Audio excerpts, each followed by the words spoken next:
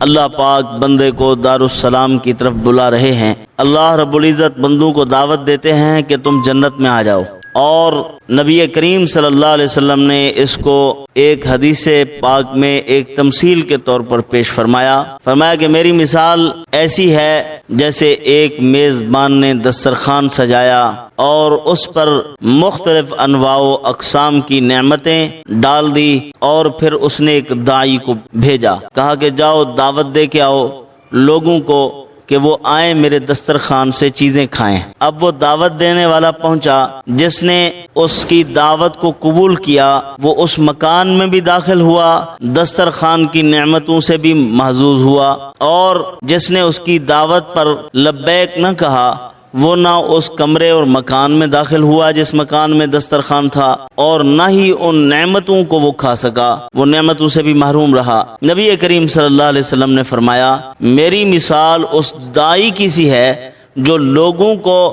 دعوت کھلانے کے لیے بلا رہا ہے۔ اب میں بلا رہا ہوں، جنت اللہ نے سجا دی ہے، دسترخوان لگا دیا ہے، اپنے بندوں کے لیے مختلف انواع و اقسام کی نعمتیں وہاں ڈال دی ہیں۔ اب بندوں کو اللہ پاک بلا رہے ہیں، تو بلانے کے لیے اللہ پاک نے مجھے بھیجا کہ جاؤ پوری انسانیت کو دعوت دو کہ وہ آپ کی دعوت پر جو لبیک کہے گا میں اس کو جنت کے محل میں بھی داخل کروں گا، اپنی نعمتوں کے دسترخوان سے بھی کھلاؤں گا، اور جو آپ کی دعوت پر لبیک نہیں کہے گا وہ جنت سے بھی محروم رہے گا اور جنت کی نعمتوں سے بھی محروم رہے گا۔ تو عزیزان گرامی، دارالسلام جنت کا نام ہے۔ دارالسلام اس لیے کہتے ہیں کہ وہاں سلامتی ہی سلامتی ہوگی، امن ہی امن ہوگا، ہر وقت جنتی پر اللہ کی طرف سے سلام کا فیضان ہو رہا ہوگا، اور فرشتوں کی طرف سے سلام ہوگا، حوروں کی طرف سے سلام ہوگا، باہمی جب ملاقات ہوگی تو ایک دوسرے کو بھی سلام کہیں گے۔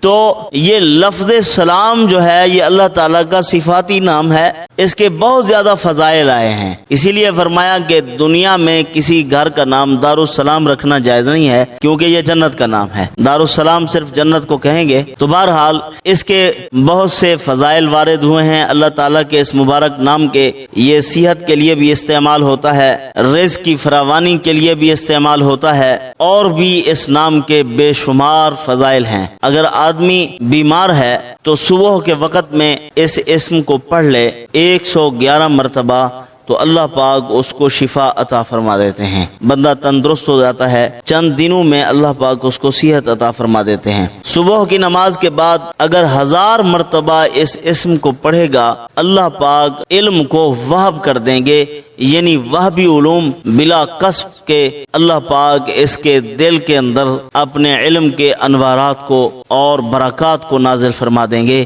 اس کا سینہ کھل جائے گا اور علوم نصیب ہو جائیں گے۔ اور اسی طرح 131 بار یا 161 بار اس کو پڑھ کر کسی مریض آدمی لا علاج ہے اس پر دم کر دے تو اللہ پاک اس کو شفا عطا فرما دیں گے۔ بعض دوست پوچھتے ہیں کہ کیا ایک مرتبہ دم کر دیا جائے؟ جب تک شفا نہ ملے پڑھتے رہو، بار بار پڑھو، درخواست ہے اللہ کی بارگاہ میں جاتی رہے گی، کبھی تو اللہ پاک پوری کر دیں گے۔ اسی طرح جو آدمی اس اسم کو کثرت کے ساتھ پڑھے گا، بہت زیادہ پڑھتا ہے، بار بار اس کا ورد کرے گا تو اللہ پاک اس کو دشمنوں سے محفوظ رکھیں گے، مخالفین سے حفاظت رہے گی۔ اگر اس کو پڑھ کر اپنے پاس لکھ کر اس کو اپنے پاس رکھ لے تب بھی اللہ پاک اس اسم مبارک کی برکت سے اس بندے کو دشمنوں سے محفوظ رکھیں گے، حوادثات زمانہ سے اللہ پاک حفاظت فرمائیں گے۔ 111 بار بیماری کے لیے ہے، اور اسی طرح اس کو 290 بار پڑھ کر اگر شیرینی پر دم کر دیا جائے،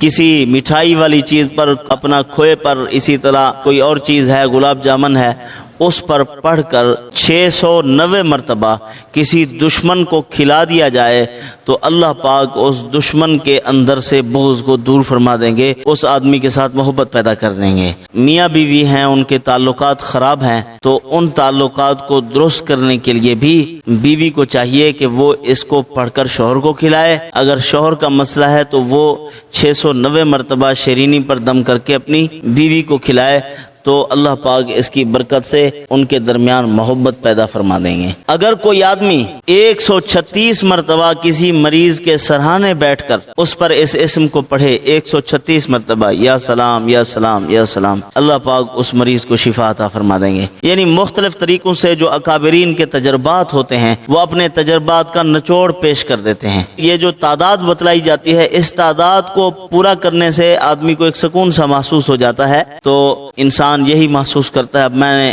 اس عمل کا حق ادا کر دیا ہے، اب اللہ کی طرف سے مدد کا انتظار کرتا ہے کہ کس وقت اللہ کی مدد آ رہی ہے اور یہ میرا کام ہو جائے۔ 115 بار اگر کسی ایسے آدمی پر جس کو غیظ و غضب ہے، غصہ ہے، ہر وقت یہ کیفیت رہتی ہے، روحانی مریض سمجھا جائے گا، وہ اس پر 115 بار پڑھ کر دم کر دیا جائے، اس کا غصہ و غضب جاتا رہے گا، اللہ پاک اس اسم کی برکت سے اس کے اندر نرمی پیدا فرما دیں گے۔ تو بہرحال یہ مبارک اسم ہے، اس کو ہمیں اپنے معمولات میں رکھنا چاہیے۔ اول آخر درود شریف 111 مرتبہ تو ہر مسلمان کو پڑھنا چاہیے، مریضوں کو بھی بتلائیں وہ اس کو پڑھیں۔ مریض جو ہے 3 کام کریں، سنتوں اور نوافل میں آخری صورتیں پڑھیں۔ حضرت مفتی ولی حسن صاحب رحمۃ اللہ علیہ فرمایا کرتے تھے کہ ان مبارک صورتوں میں قرآن مجید کے آخر میں لے آنے کی حکمت یہ ہے کہ اللہ پاک یہ بتلانا چاہتے ہیں آخر زمانہ میں جب فتنے بہت زیادہ ہو جائیں گے تو اس وقت ان 2 صورتوں کے ذریعے سے اللہ کی پناہ حاصل کی جائے۔